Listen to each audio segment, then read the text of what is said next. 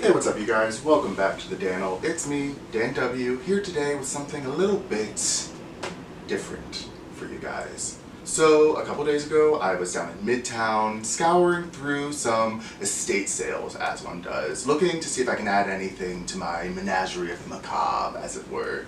At one of them, I found this big old box of dusty books. And like on the surface, they all seemed really cool, like they were real leather-bound journals that had, an ornate covers and designs on the bindings and the sprayed edges.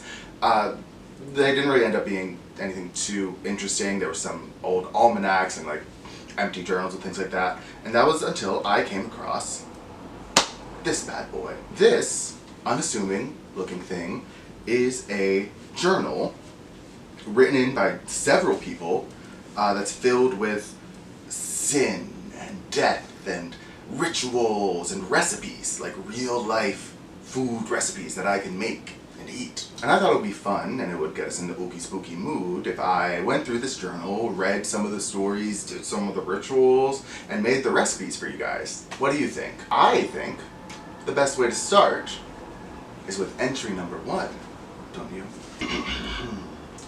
I begin this entry of the Sin Eater's Chronicles with full knowledge that my judgment shall be swift and inevitable. These records shall serve as lessons and warnings for Sin Eaters to come. Once I have completed my tales, I shall pass this journal along to a colleague or a peer, or leave it somewhere to be discovered by another of our kind. If you are reading this and have no intention of completing the ritual of sin eating, I beg of you to stop now. The road is not for the faint of heart, nor for those with weak constitutions. Close this tome, leave it where you found it, and move on. If you wish to continue, may God have mercy on our souls. Oh, you heard him. I guess we have to close it and move on. Just kidding. We're gonna keep going. My name is Amos, the Bittersweet. This title was earned to me due to my outward disposition. A scar along my mouth makes it so my visage is constantly in a scowl. My skin is pockmarked and my hands are burned and rough from years of manual labor. However, my abilities to calm and soothe the worries of the grieving has earned the latter half of my epithet. My own sin was of wrath. My anger was destructive, fiery even. I destroyed all that was once dear to me, burned them like so much kindling. I've paid my penance, my virtuous debt on high was feigned forgiveness. Though that forgiveness being warranted or appropriate is not my decision to query. This recollection is one of a man whose sins matched mine, and whose fate may be similar. Octavius Baker was a pious man, devout in his beliefs and strong in his faith. His wrath was brought down upon any impiety he witnessed, whether it came from stranger, parishioner, or his own children. Empowered by the drink, of course. I know not whether his wife, brandishing a swollen eye and cut lip, was cause for his demise. Perhaps one day that will be revealed, if a meal is made for her, at her deathbed as well. I've decided to make for him a tart of almond, apple, and thyme. I start with a simple crust. I stay away from leavened breads, lest the risen dough interfere with rising souls. Carefully mixed and kneaded with the hands of a lover, not of a wrathful father. In life, I never met Octavius, never had the chance to see if he deemed me worthy of avoiding his fists or not. A pity, I'm sure. I heard of his misdeeds the same way I gather all information, through the gossip of a small town. There are no secrets amongst the people in the markets, or the church pews, or when they believe they are amongst those of common dispositions. I prepared my ritual as intended, though my head hesitated for a moment as I began selecting ingredients. Does this man deserve absolution? Does he deserve to see the gates of heaven, be forgiven of his transgressions? Or do I condemn, thrust his soul into the very pits of hell, irradiate him with brimstone and sulfur? I hesitate, again for but a moment, before finding the solemnity that if I condemn his mortal soul, would I not be succeeding to the very sin wishing to be absolved? 'Twould not be judgment, fair and balance, it would be wrath and vengeance, dirty and unsanctimonious. I mix the grounds of almonds and ask for divine pardon for this mortal's transgressions with fat, eggs, and sugar, sweetness to balance out the bitter. Before the meal was prepared, I prepared the body, dressed it with items from the living surroundings. I found a smooth river rock, placed upon the mantle, and rested it at his feet as a symbol of travel. In his right hand, I placed a silver chain, a symbol of generosity, and in his left, I emptied a bottle of rum and curled his finger around the voided vessel, a symbol of his indulgence. Lastly, upon his lips, I placed a knife, sharp edge facing outward, a utensil for consumption. To finish the ritual, I placed above the corpse a candle, made of the lard from a two-headed calf. This final item came from my own possessions, given to me by a soothsayer amongst my travels, traded for with a simple skein of water. For the tart, finally, I core and slice apples from the nearby orchard, to symbolize the original sin, but also to help grant knowledge and guidance for the soul, and mix with lemon and fresh thyme for strength of conviction. Whether that was for Octavius or myself, I dare not interpret.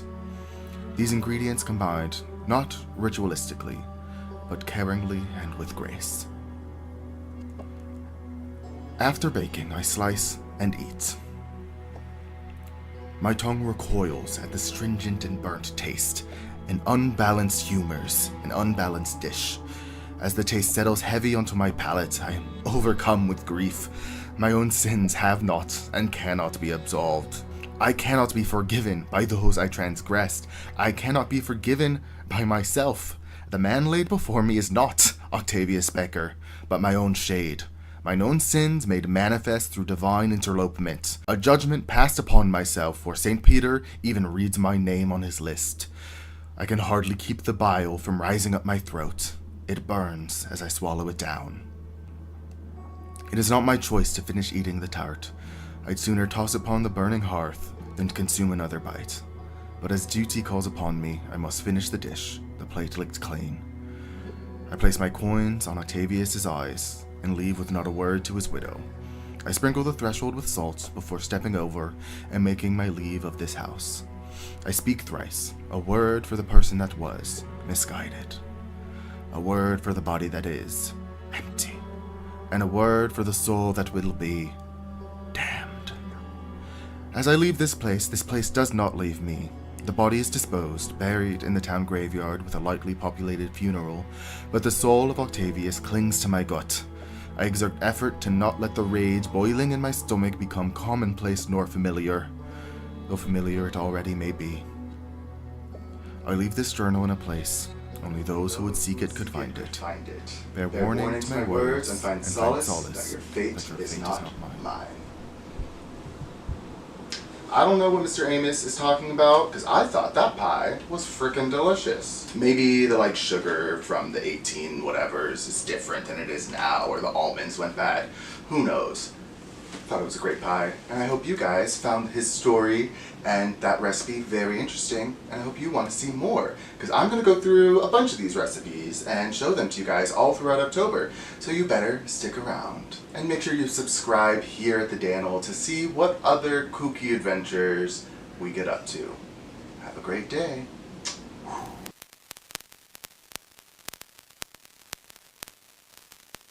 Hey, what's up you guys? Welcome back to the Daniel. It's me, Dan W, back again to read some more of the Eater Chronicles for you guys. I'm also suffering from the world's worst head cold, so if I start coughing or sneezing my life out, that's why. The last entry we read was from a guy named Amos, and it was all about wrath and anger and regret. It was a real downer, but that pie was very good. This next one, I took just a little gander at it, is from this person from Vietnam, so that'll be cool. The recipe has a little bit of that Eastern influence, and I think I should stop flapping my gums about and should just start reading. Entry 2. If you are reading this, know that these pages have been passed from hand to hand, generation to generation, each inch with the remnants of meals and rituals no ordinary tongue would dare to recount. This journal is not mine alone. it is a ledger of sins swallowed, lives weighed, and souls bound or broken. Tonight, I add my own hand to its lineage. I am Bao, called by some Bao the forked tongue. My blood is half Vietnamese, half French, and for that I belong nowhere. To my mother's kin, I am a reminder of occupation. To my father's countrymen, I am a curiosity never fully theirs. Neither side trusted me, and so, when the mantle of Sin Eater was offered, I took it. For who better to bear the filth of others than one already marked as impure?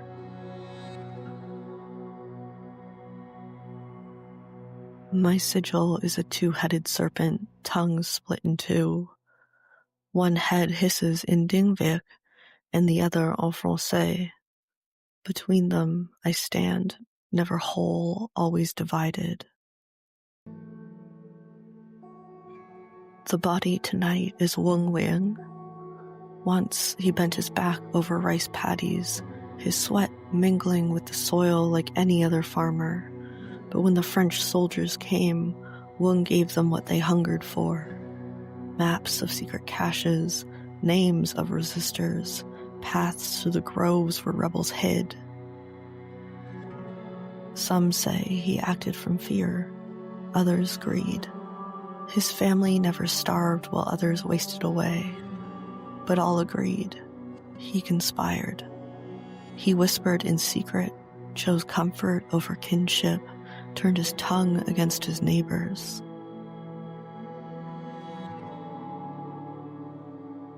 When his corpse washed up in the river, wrists bound with stones, no kin claimed him, no priest blessed him.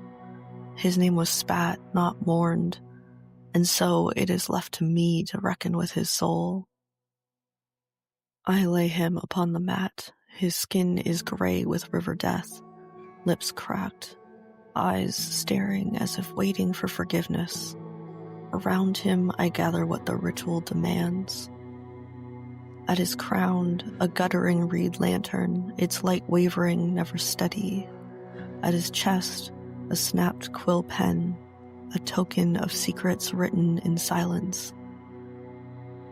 By his hands, 2 lotus blossoms, one pale and untouched, the other blackened, curling at the edges, and at his feet, the shard of bamboo carved with my serpent sigil. I knock 3 times upon the bowl before me. The sound echoes like stones striking water. The villagers remain distant, watching, their silence as heavy as judgment. They will not forgive him, but the choice is mine. For this man of conspiracy, I prepare black sesame soup. Jia mea dang. The black sesame seeds ground fine are the darkness of secrecy itself, smooth, yet never fully rid of grit. Secrets are the same. They coat the tongue but leave a bitterness that lingers. The water drawn from the river that drowned him carries both cleansing and curse. The sugar melted in is false sweetness, comfort masking betrayal, and a hint of ginger. Sharp beneath the sweetness is the burn of treachery revealed. The soup simmers, thick and glossy as ink. It swirls like shadow in the bowl, swallowing light. When stirred, it gleams dark silver, a mirror for lies that reflect nothing true. The baker's coin and the butcher's coin rest before me. I flip them. The baker's coin falls to black bile. Melancholy, sorrow, the weight of things unsaid. The butcher's coin lands on yellow bile. Wrath, hot and consuming. Discord, imbalance. I lift the bowl and sip. The sesame coats my tongue, heavy and rich. At first, it is sweet, comforting, almost soothing. But then comes the grit, the bitterness clinging to teeth, the sting of ginger beneath it all. It is as if the soup itself refuses harmony. My humors revolt. The bitterness binds to me, heavy as stone, cloying as secrecy. Wung's conspiracies coil in my belly, twined with my own. I cough, swallow, and endure. His whispers are mine now. I press the coins upon his eyes, not for absolution, but as payment for a silence that can never be bought. I set the blackened lotus upon the river, watching it spin away like a secret too heavy to sink. The white lotus I crush in my hand until its petals bleed green, staining my palm. I do not bless him. Instead, I whisper, conspiracies swallow the tongue that tells them to betray another is to weave your own drowning. Sweetness turns bitter, the river keeps its ledger. I close this journal as those before me did, pressing my words among theirs. This book carries not only their sins but mine, and now Wung's. Whoever finds it, beware. The burden of sin-eating does not fade, it passes. Page to page, hand to hand, tongue to tongue. Tonight it is my mouth that has swallowed. Tomorrow, perhaps yours. Well, my tongue did swallow that soup, and it was very good, very sweet, very nutty, just like me.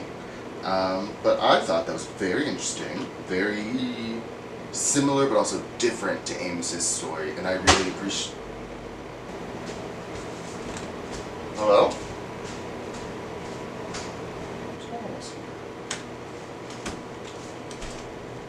Hello?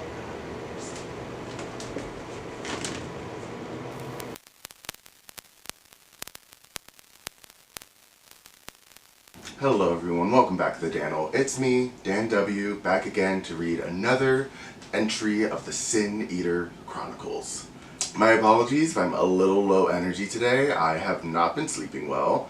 It's either because of this head cold that I still have going on, or because of the fact that every time I do sleep, I've been having the weirdest dreams, but it is October, so you know, 'tis the season, I guess.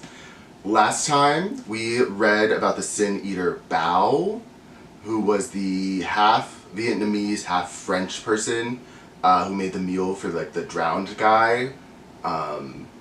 Super morbid, super morose. Not a way I would want to die. Not that I have a way I do a way I want to die, but that's a whole other story. We don't have to get into it. What we do have to get into is the next entry of the Sin Eater Chronicles. To the future acolyte of the Sin Eater presence, the clove monger. Eat this. After reading. I've always wondered what my family's sins would taste like. I ain't never thought about it being my mama's sins, though. That was a surprise. Mama loves surprises. In fact, that's why I'm her favorite child. Because I was one. For months, she ain't have the foggiest why she couldn't stop eating mushrooms and roadside greens, which she had always hated. Yep. My ma said I was like a gift she made herself in her sleep. That's why she named me Presence. The clove monger bit at the end, well, that came later. Ma and the rest of the family line is sin eaters. It's good for the soul, and business don't ever run out on account of someone's always dying. But kids, they ain't allowed to eat the sins of the dead. Probably because of the nightmares, or maybe kids are just pickier eaters. So since the rule, you must be this tall to absolve sin, was in place, when I was a kid, I did my part by snuffling out mushrooms, chanterelles and black trumpets in the summer, oyster mushrooms and lion's mane in the fall. There's always a use for them in the craft of sin eating, but my specialty was cloves. It's delicate work not to damage the gentle flower buds, not to break the branches, only taking what you need to do some good. Mama used to say that's what would make me a great sin eater one day. Now, that part I ain't so sure of, but in her will, her last wish was that I do this for her, so now that I'm tall enough to absolve some sin, that's what I'm gonna do. I wonder if she asked me because her sin was pride too, even after all those years of telling me all for it, or if it's just because I'm the last sin eater in our family alive. Anyway, don't make much difference now. I carry the bark, weathered and rough against my fingers, set for the place where the initials C.M. and A.R. are carved, deep enough to matter. For this ritual, I need a piece of proof that the deceased was made from love. I don't think my granddaddy or mama will mind that I borrowed this from their tree. They had all their sin ate up a long time ago, after all. I lay the bark at the top of her head and try not to look at the audience gathering at the windows. The smaller the town, the nosier the folk. You remember that when you're picking your plot, but they know what my family is like. Hell, most of them is customers in some way or another. I start humming as I gather the ingredients, pulling out the onions, the celery, the okra, the bell peppers, avoiding the hungry gazes between the curtains. It's strange seeing people be hungry for something that ain't food. I have to avoid the instinct to grab the closest utensil to stir the darkening roux, that wooden spoon on Ma's lips, but that one is for her. One thing Mama always used to say, I'd die before I asked someone less fortunate than me for help. And she did, I suppose, but if she had asked for help up those stairs, maybe she wouldn't have fallen down them. Maybe her sin was the insidious kind. The kind that masquerades as strength. Pride don't feel like a weakness when it's the rod keeping your back straight. But when you're stuck like that, stick straight. It's harder to duck when something's coming at you. Anyway, that's why I'm making a gumbo. There's a lot of folklore about how gumbo came to be, but it's a dish without an ounce of pride in it. Just toss some leftover ingredients in there. It'll be delicious. 3 families need to come together to make that happen. That's okay. Take some shrimp from me and some sausage from them, and then them over there, they're donating some veggies, so it's alright.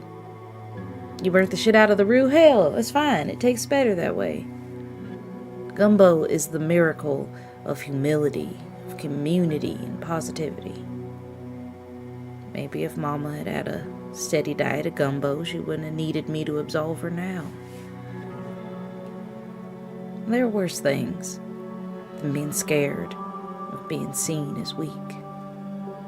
Especially when you've been eating sin since you could form taste buds. When the humming grows to singing, I hear a few voices from outside join in. That's when I know the ritual's really working. It's haunting in the way that we beg to be haunted after a loss. Come back, the voices wail in harmony with my grief. Come back in any way you can, even if it's in a way I can't see. Just be here again, please. I watched you fall and rise, fall and rise, fall and rise like the sea. I watched you grow and die, grow and die, grow and die like a sea, like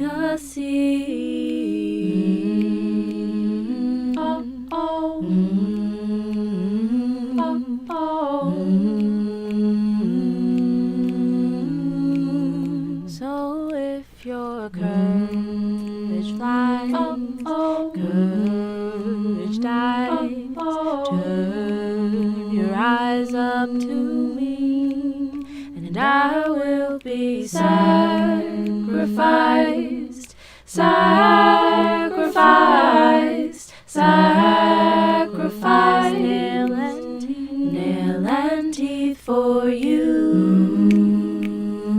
Oh, oh, oh, oh.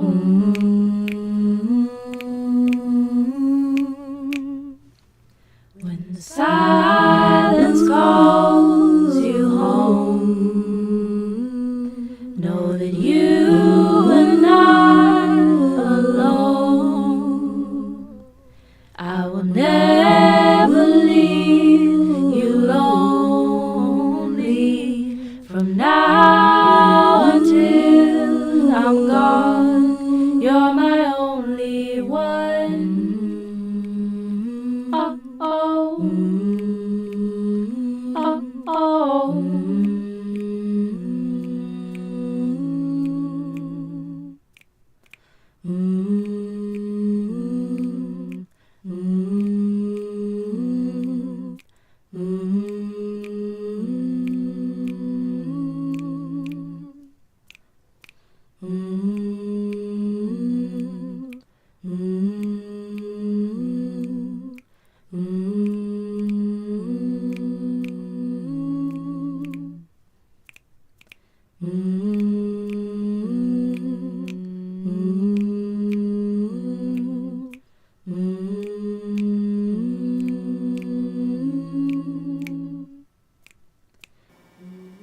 To seal the ritual, I'll leave the recipe for her gumbo, just the way she likes it, the very same I make now, in her left hand. In the other, I place a list of names. All those are the sins she's eaten before her. Hopefully, by eating this now, her burden will be lessened wherever she may be. The first taste of it. It feels like come back. Come back. Come back in any way you can. That was very sweet. It was very sorry. It's hard for anyone who's ever lost a parent or a grandparent or a loved one. But it was very good. That gumbo. This just fell out of the book. It's a little. It says Superbia anti-ruinam. Sounds like something I will have to look up because I don't know what that means. Oh, here it is. Superbia anti-ruinam. It means the pride comes before the fall, or before the ruin. Interesting. I wonder who that was for. Maybe that was from presents, or maybe it was for me. I am very prideful. You kind of have to be filming yourself all alone for who knows how many people. But anyways, yeah, it's a good story, great gumbo. And I think that's it for now. I hope I see you guys for the next one. Bye.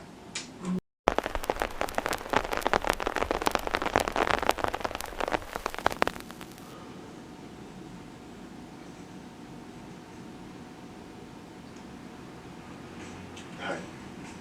Welcome back. I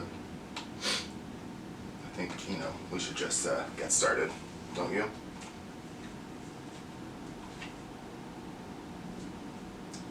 I hate her. I hate how she lived, and I hate that in her passing she committed one final act of pain. Mary Hughes led a rotten life, and I am glad she will burn for eternity, even if by her hand I may someday join her. This was my 5th meal. Father John found me in my hovel on Good Friday and did not try to minister to me. He simply bid me follow him with the promise of a meal on the horizon. The father is a wicked man, full of greed and hypocrisy. He bleeds the landlords dry, tells them that their charity will bring prosperity and absolve them of the guilt they should feel, but will not hear the plea of those who starve at his own feet. The wife of a landlord nearby had recently died. Choked on her final meal, he said. He was unable to perform last rites on her body. It's more likely that the landlord did not want to pay the father what he asked. So they turned to me, rot-fanged Eamon, because he knows I'm as desperate to eat as anyone else. Walking out of the town, I knew the stares that stuck to me well. Everyone's starving. Those fortunate enough to die and end their suffering do so with green smears of grass around their mouths. If I had any voice left, I would scream, but that takes too much energy these days. They stare at me walking behind the father, my mouth scarred and lacerated, rotten teeth creating a foul stench everywhere I go.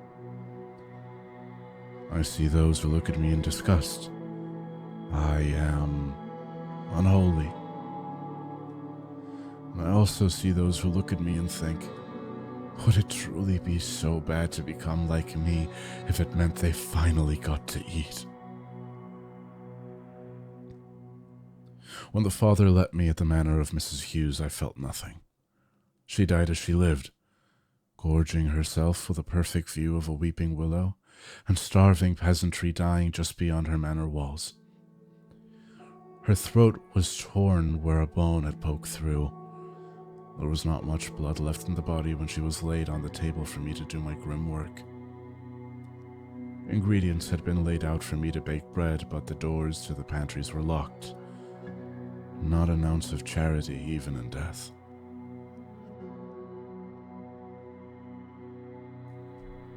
I lay the holy cross at her head. The knife I will use to cut my loaf on her lips, and at her feet I lay the cross of St. Bridget, so that no gods are excluded from this grotesque feast. I lay the plate on her stomach, and underneath it I lay a scrap of fabric with an embroidered broken boar tusk, the last gift I ever received from my parents. In her left hand I place a tin whistle wrapped in cloth. I dare not play it, but I know my work is done when the breath of life leaves her body and causes a deathly scream from the instrument. I make the dough, put it in the oven, and wait. I hate waiting. When the meal is prepared, I eat. And as soon as I take my third bite, I cough up black bile, feeling it burn my scarred cheeks on the way out. She felt sad in her final moments. Good. She felt shame for allowing herself to enjoy her meals while others starved. As she should. Her grief and gluttony at odds, they fight within me for absolution, but I devour her sins and send them to the blackest pit I can imagine. When I am done, I am overcome by my rage and her gluttony. All I remember is breaking the locks of her pantry and gorging myself, as if her spirit had moved through me and demanded one final meal. She made me a victim of her shame. I could have brought that food with me into the town and shared it, but now I know it is only a matter of time until her husband finds the ruined pantry and knows it was me. So now I must flee. Her soul is in the flames. Her shame is within me. I hate her. That was rather intense, don't you?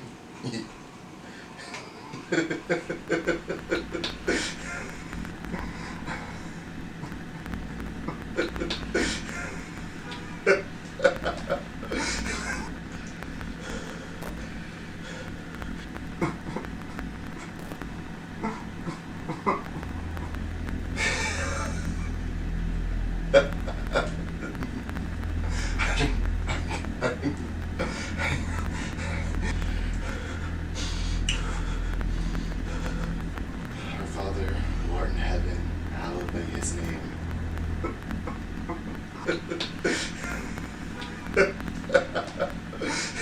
will be done, thy kingdom come.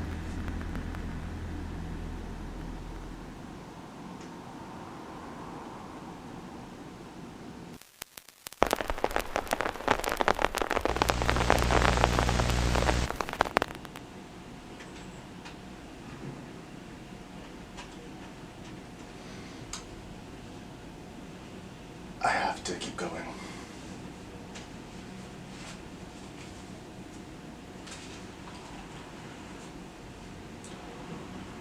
I am not a witch, but my mother was one.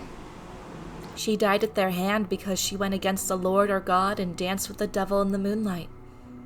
Some even say she wed him, and I am the result of their encounter. Devilkin. The judge took pity on me. He had no strength to kill a newborn, but that title sat fittingly. For everywhere I went, it seemed like the devil followed. The famine, the plague, the witches fighting back. The death toll seemed to rise after I was born, and I doubt it will stop until I am in the ground.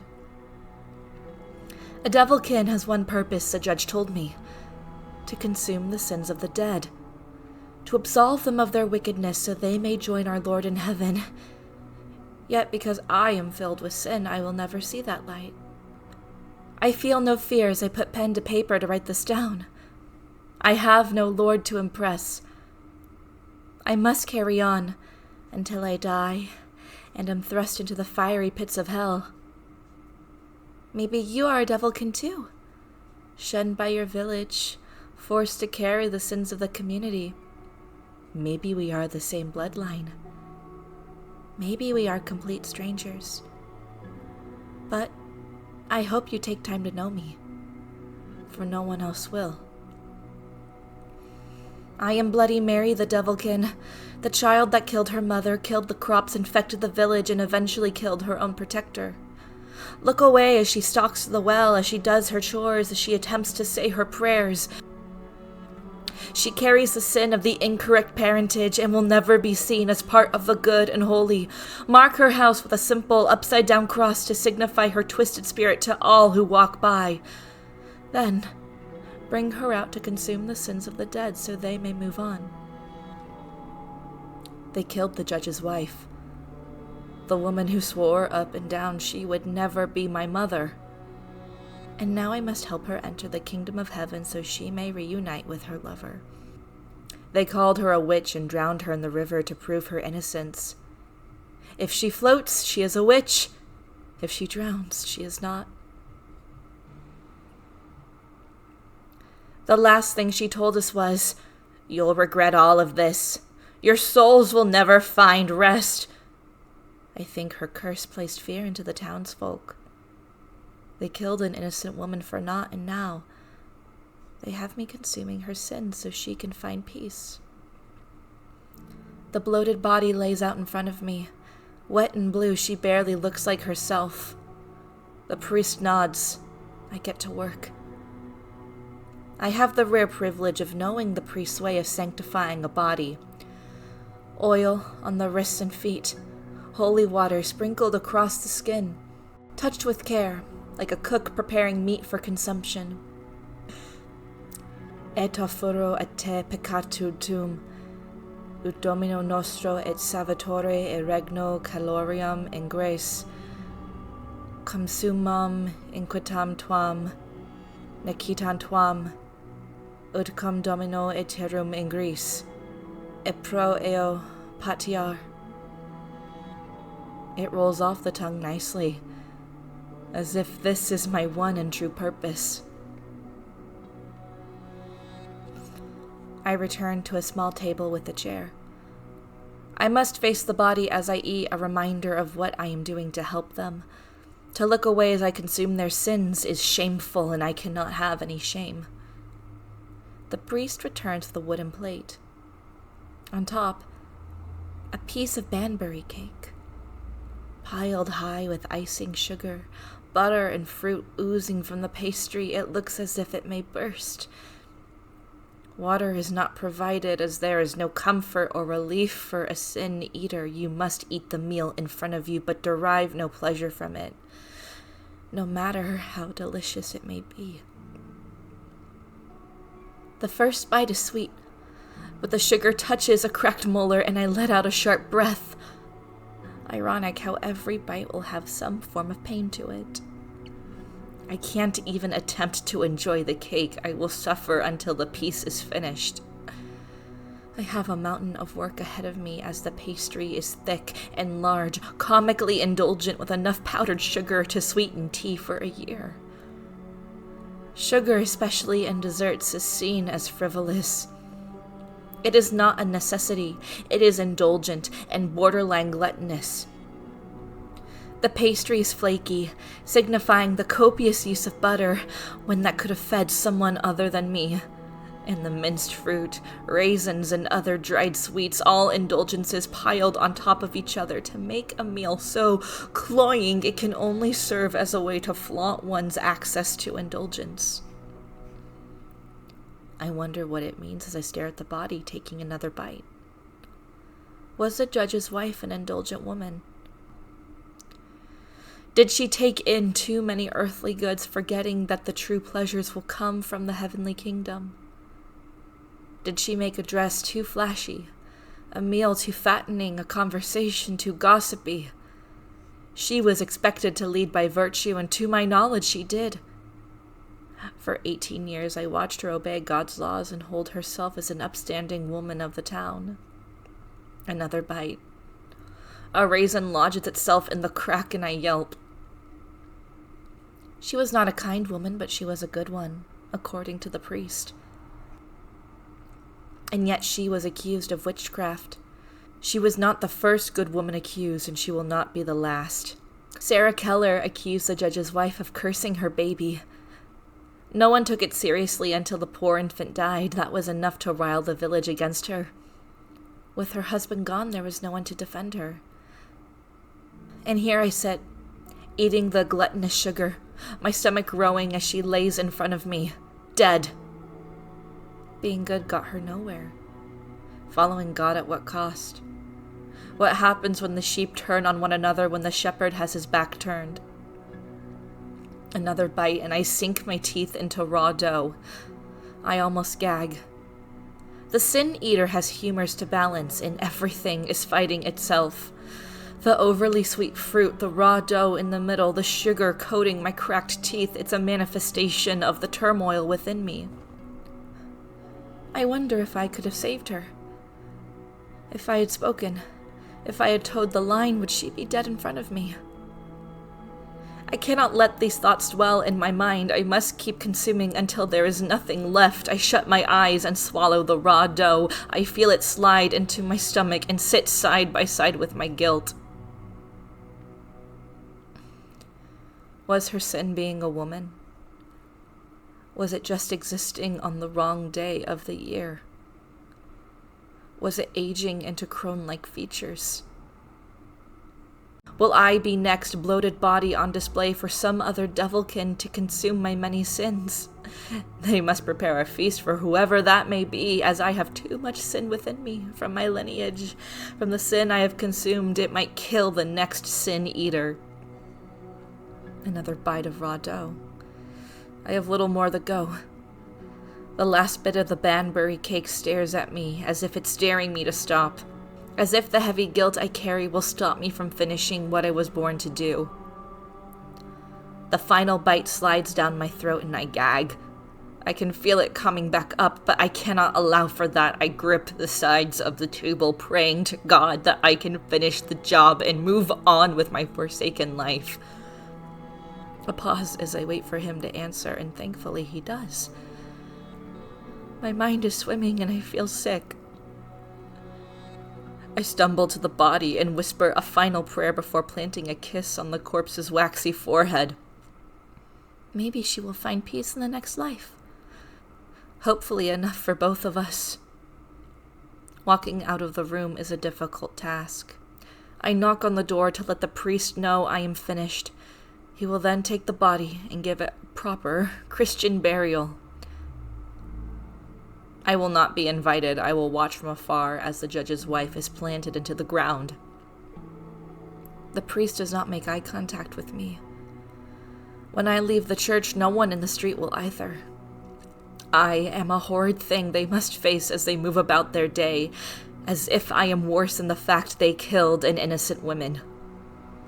I am the sin eater because I was born despised and sinful. Any one of them could have been me if they were born into a different station with different parentage. They see something they could be, an outcast on the fringes of society. A girl, cursed to live a bloody existence. They could accuse her of witchcraft and drown her like the others. But then who would consume the sins? You get to turn these pages over and return to whatever life you live. I will continue to eat and suffer with the hope that someone will hear me for the first time.